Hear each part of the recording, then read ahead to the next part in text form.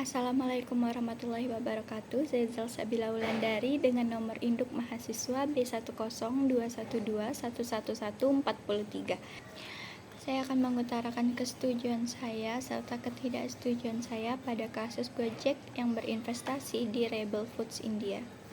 Kesetujuan saya ada pada platform bisnis digital tidak dapat dipastikan atau belum tentu sukses karena persaingan yang sangat ketat.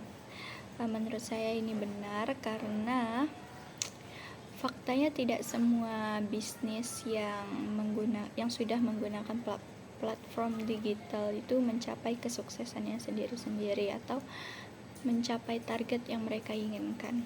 Karena menurut saya ketika kita sudah memasarkan bisnis kita di dunia digital, kita memerlukan konsep yang sangat matang, lalu strategi untuk mencapai cakupan pasar yang sangat luas, terus kreativitas dalam pemasaran di dunia digital itu juga sangat berperan penting untuk mendapat atau menarik perhatian konsumen.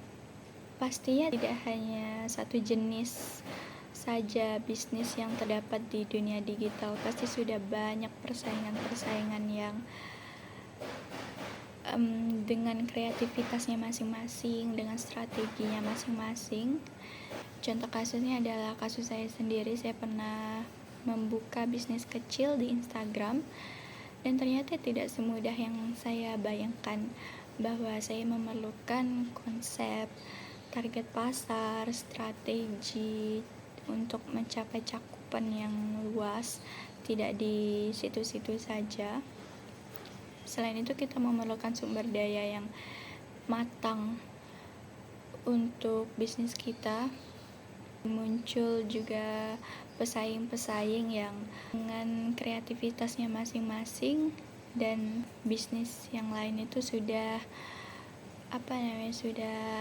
dapat mencakup pasar mereka sendiri-sendiri. Lalu ketidaksetujuan saya ada pada bisnis online yang tidak perlu tempat strategis jika hal itu diterapkan di Indonesia. Karena menurut saya di Indonesia ini sendiri sudah diedukasi untuk melihat suatu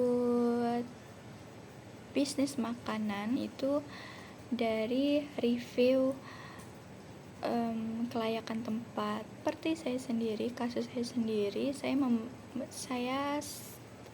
cukup pernah sering menggunakan aplikasi makanan,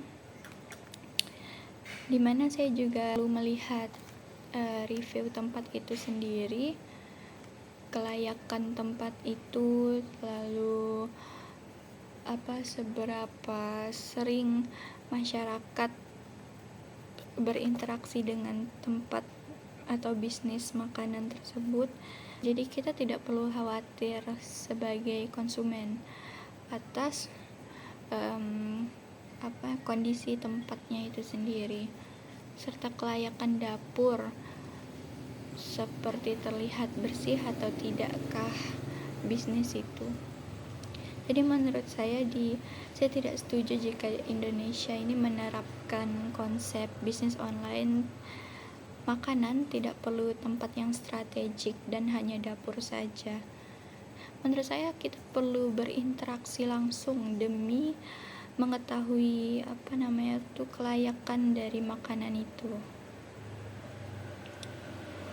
Mungkin juga ada sebagian masyarakat di Indonesia ini tidak mementingkan itu ya. Cuman bagi saya sendiri, saya masih memerlukan bahwa tempat itu layak dan proses makanan itu tidak sembarangan, dan sudah pastinya tempat tersebut memiliki interaksi yang kuat dengan masyarakat. Terima kasih.